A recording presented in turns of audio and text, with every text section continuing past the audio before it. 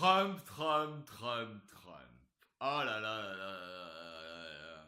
On a un problème en France, mais on le kiffe pas beaucoup ce mec-là. Moi, je me suis demandé pourquoi on était si émotionnellement chargé, du genre raciste, enfoiré, ordure. Très chargé émotionnellement devant ce personnage, devant ce président.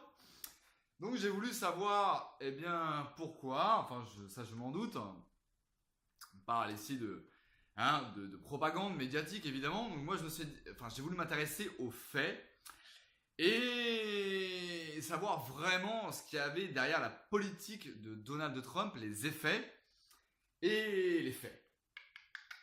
Ok, donc le premier c'est l'économie. Alors, je me suis posé évidemment la question, est-ce que son économie va bien ou est-ce que c'est le bordel quoi? Est-ce que c'est what the fuck man? Ouais, putain, un raciste ça fait que de la merde en économie. J'ai voulu me poser la question. Comme tu peux voir, la croissance du PIB est de 4,5%.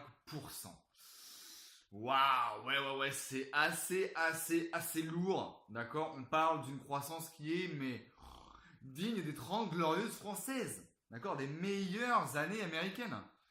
Hein, ça, on t'en parle très peu de cette croissance-là qui était, eh bien, imprévisible, hein, selon les économistes. Aucun économiste, alors l'économiste, hein, c'est entre guillemets, eh bien, aucun économiste n'avait prévu une telle croissance. Et pourtant, c'est bien le cas.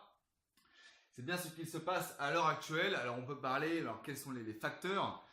On pourrait parler de sa réforme fiscale en 2017, en gros, qui a augmenté la dépense, si tu veux, le pouvoir d'achat des ménages.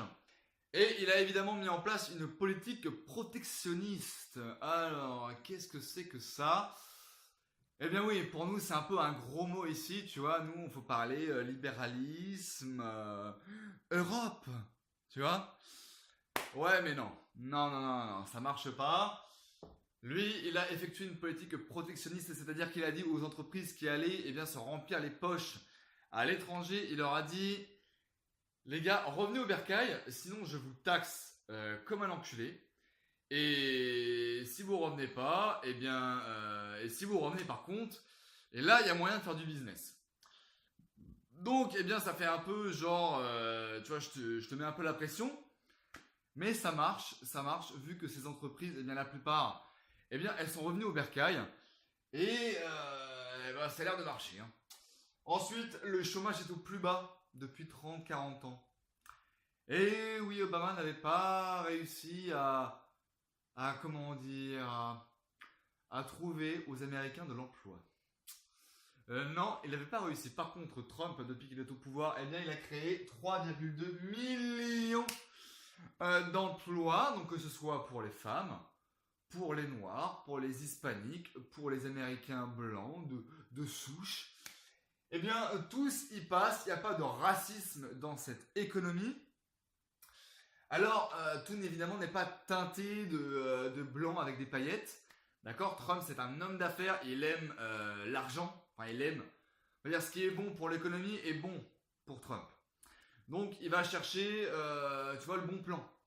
Donc, pour lui, le charbon ou la 5G, pour lui, ça pose pas trop de problèmes si ça crée de l'emploi. D'accord? Notamment dans la mise en place de la structure de la 5G, tu vois, ce genre de choses-là qui sont eh bien très nocives. Mais Trump, pour lui, c'est bon pour l'économie, comme je viens de dire, donc c'est bon pour lui. Bon, c'est un modèle de fonctionnement qui, économiquement parlant, oui, selon les faits, ça marche. Ça, c'est clair et net. Ensuite, l'aspect juridique. Qu'a fait Trump depuis qu'il est au pouvoir? Eh bien, il a arrêté des pédophiles. Ouais, et ça, c'est l'omerta, mon pote, médiatique. Aucun média ne te parle de ce fait-là, qui est pourtant, eh bien, qui devrait faire la une, d'accord, des journaux. Les pédophiles, c'est quand même assez grave. Hein, on essaie de nous normaliser. Hein, je pense à des conférences TED qui essayent de normaliser bien le mouvement pédophile. Je vous invite à regarder le mouvement de normalisation d'un tel phénomène. Hein, d'une maladie mentale, d'accord? C'est une maladie mentale et il faut protéger nos enfants. Donc ces gens-là méritent soit la prison, soit la mort. Donc l'arrestation de pédophiles est montée en flèche depuis que Trump est au pouvoir. C'est... Moi je te dis merci, d'accord, toute son administration. Ensuite, il y a ce qu'on appelle avec un grand L et un grand A, la purge. La purge des institutions telles que le FBI, la CIA, le département de la justice, le Sénat, le Congrès, c'est du délire. C'est du délire ce qui se passe à l'heure actuelle, eh bien, aux États-Unis concernant ces organisations. D'accord? Les preuves s'accumulent concernant, eh bien, en fait, elles se sont fait infecter jusqu'à la moelle par des agents de ce que Trump, en fait, appelle l'État profond, le Deep State, cabale, Illuminati, ce que tu veux. Bon, des agents infiltrés qui travaillent, eh bien, pour détruire, si tu veux, les États-Unis de l'intérieur. Et à l'heure actuelle, le nombre de fonctionnaires de ces agences qui a été réassigné, qui a démissionné ou qui s'est fait virer est tout simplement hallucinant et n'est pas normal. D'accord? Ce n'est pas normal ce qu'il se passe à l'heure actuelle. Il se passe quelque chose de très très lourd. Un autre indicateur, ce sont ces actes d'accusation scellés, ces sealed indictments. En gros, c'est un acte qui dit on va arrêter quelqu'un. D'accord? Pour l'instant, c'est scellé. Il n'est pas au courant, mais on va l'arrêter. Ça peut être un ou plusieurs. Ça concerne des crimes qui sont assez, on va dire, importants. On va dire, voilà, je n'ai pas trouvé de meilleurs mots. Bon, c'est des actes qui sont scellés, comme je viens de le dire. Et normalement, par an, tu en as 1000. Et à l'heure actuelle, on en a plus de 50 000. On n'est pas loin des 60 000. Donc, c'est du très très lourd, ce qu'il se passe à l'heure actuelle. Et ça, personne n'en parle. Ensuite, pour ça, on était un peu obligé d'en parler. C'était la paix avec la Corée du Nord. Hein, et on était pas loin, la 3e guerre mondiale entre la Corée du Nord, le mec qui voulait tout faire péter. Et d'un coup d'un seul, bon bah terminé, ça y est, ça se serre la pince, ça se fait des rendez-vous, etc. Et ça fait même la paix. Et ça c'est extraordinaire. Ça, on est bien obligé de donner ça à Trump, en tout cas tous les gens qui sont derrière lui. Ça, c'est du très très beau.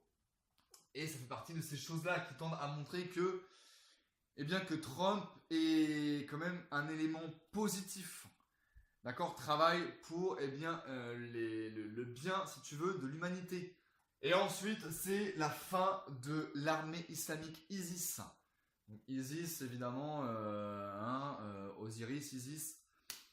Hein, c'est de la symbolisme, enfin de la symbolique.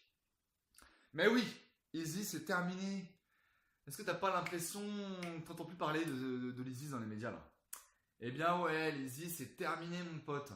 On te parle plus de l'ISIS pour la simple et bonne raison que bah y a plus d'ISIS. Hein, depuis que Trump avec la Russie, bon évidemment ils sont comme cul et chemise. Eh bien ils sont allés défoncer du gros djihadiste qui foutait un peu la merde.